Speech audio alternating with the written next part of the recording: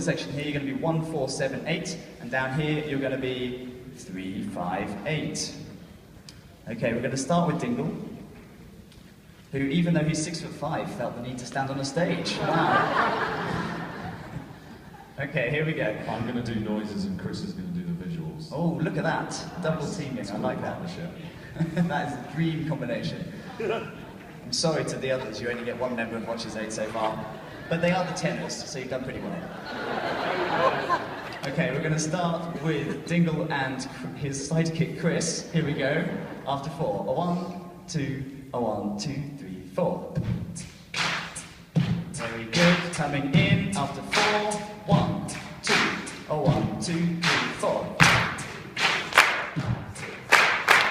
Coming in after 4 down here. And a 1, 2, a 1, 2, 3, 4.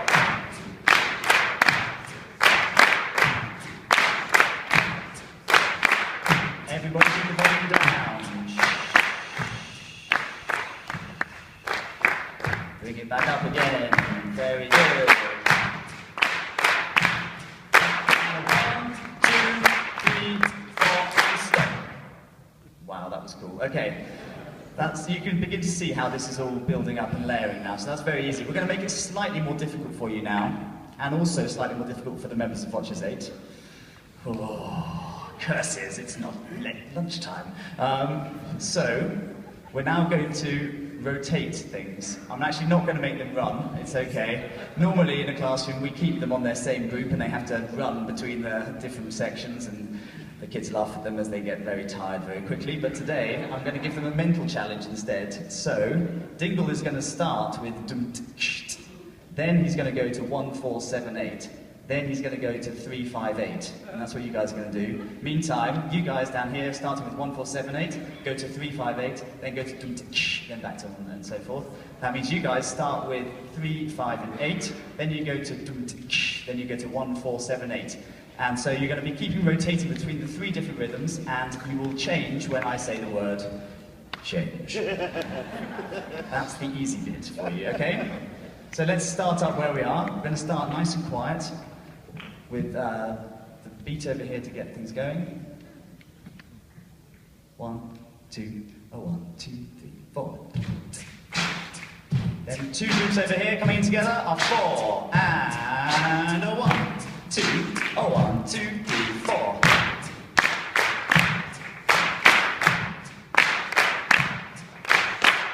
Get ready.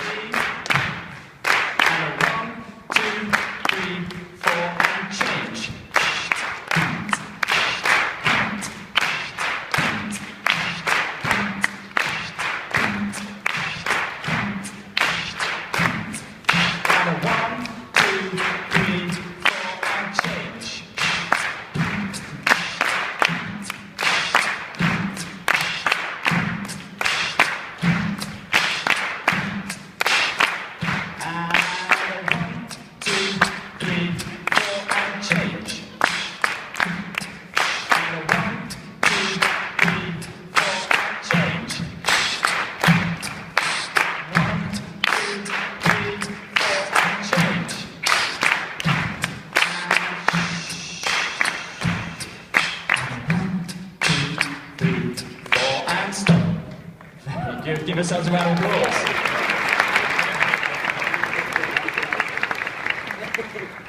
And now, we're going to just take this a few steps further, and then, because you're basically the best group I've ever got to work with, so I'm going to take advantage of this.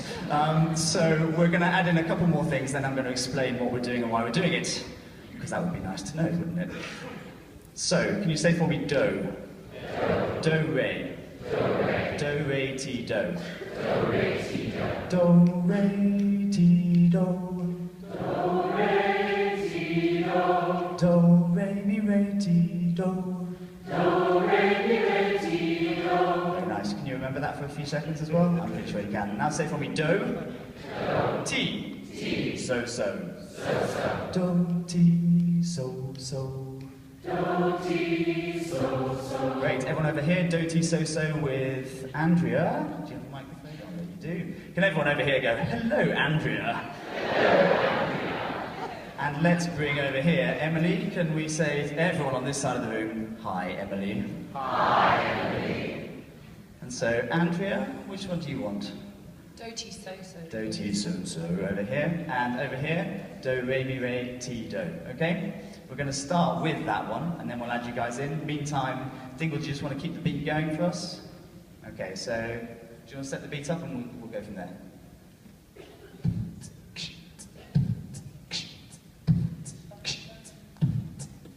1, 2, 3, 4. Do re mi re ti do. Do re mi re ti do. Over here next time. Do re mi re ti do. Do re mi re ti do. Do re mi re ti do. Do re mi re ti do. That's really quiet. Do re mi re ti do. 1, 2, 3, 4, and stop. Very nice. So we've got some lovely harmony. Who'd have thought that would happen in here? Now that means we've now got 5 different parts going on. Okay, so we have 1 4 7 8. We have 3 5 8. We have do re mi re ti do, and we have do ti so so. So can we handle this? I'm pretty sure we can. So Dingle up your end. You be for now. Andrea, you take the first half. Yep. And then Sam, do you want to come in here? This little section here, then Emily take this section here, and Ollie go down there with everyone that's left. Great. Apparently, I've just been told there were 5 segments, but I'm afraid my eyesight is -8, so even with contact lenses, I can't see crap. So here we go. We're going to have down here, over here, do ti so so. Here, Sam, are you 1 4 7 8? I think you are. Over here, do re mi re ti do, and down there. 3 5 8, and we're going to start with our bass, and then we're going to layer all the different parts in and see what happens. 1, 2, 3, 4. Let's get the clapping rhythms in next, together, after 4, and a 1 2, a 1 2 3 4. Very good, excellent. Let's get ready 1, and a 1 a 1 2 3 4. And the 2 coming in. Here we go.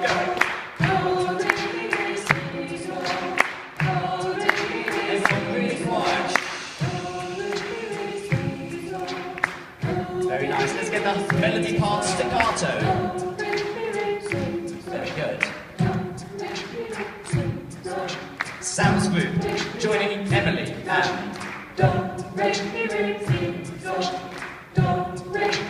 Dingle's group with Andrea.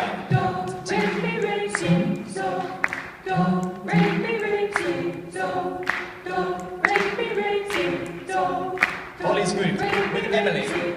Legato. Legato. 2 more times. Last time. Hold the last note. There we go. Very nice. Give yourselves a round of applause.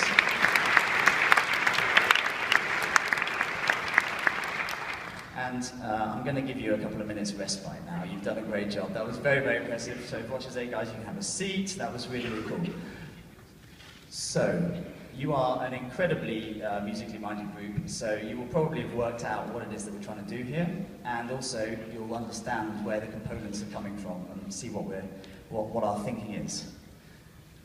Just to give you a bit of context, there's a paper which I hope, and I'm sure a number of you have come across, from the Institute of Education in London, by a lady called Sue Hallam. She published it in 2009. It's called The Power of Music. And if you haven't read that already, write it down and check it out. Just Google Power of Music, Sue Hallam, and it will come out and give you all the information you need.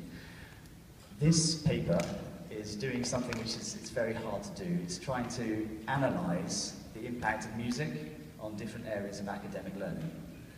Now, I identified earlier that we have our 3 key issues that we're trying to address. We have money, time, and fear.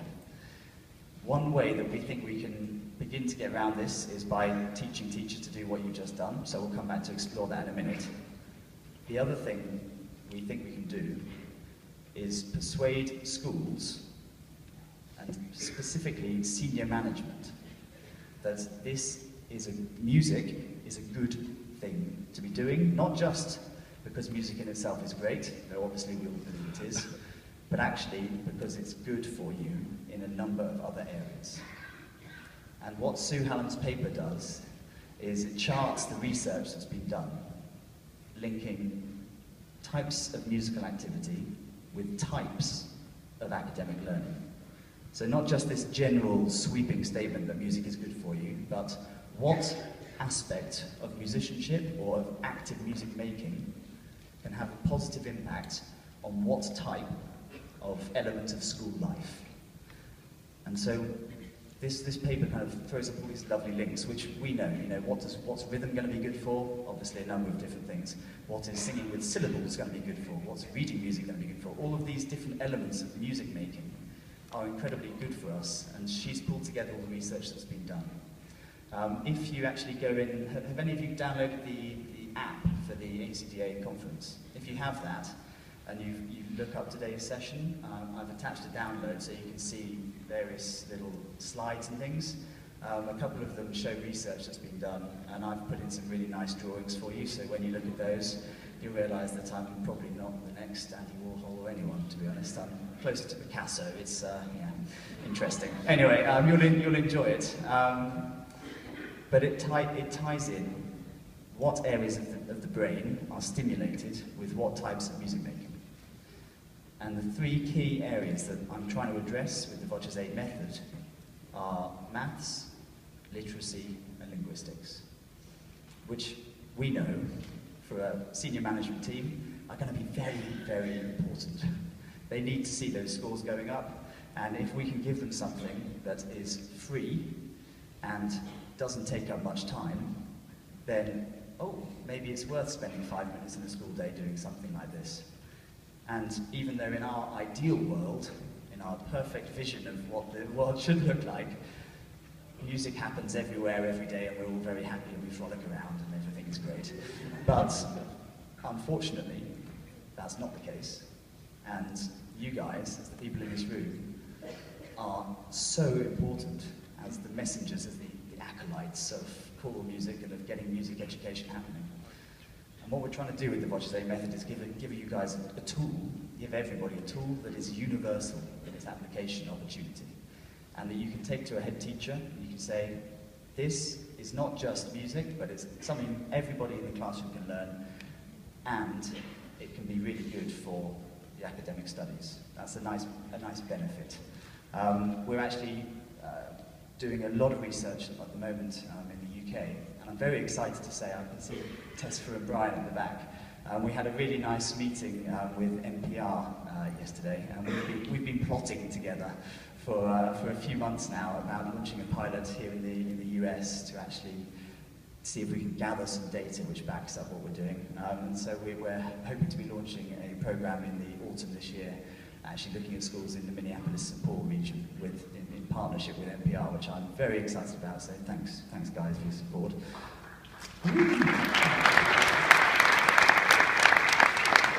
By the way, did any of you go to Tesfa's session yesterday? Because if you didn't, that guy back there, Tesfa, can you give us a wave?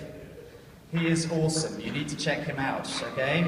If you find him on Facebook, like every picture, he's with a different choir, a different day, and they're wearing sunglasses. Is that about right? Yeah, that's about it. Anyway, I heard it was a fantastic session yesterday, and a lot of our ideas really tied together.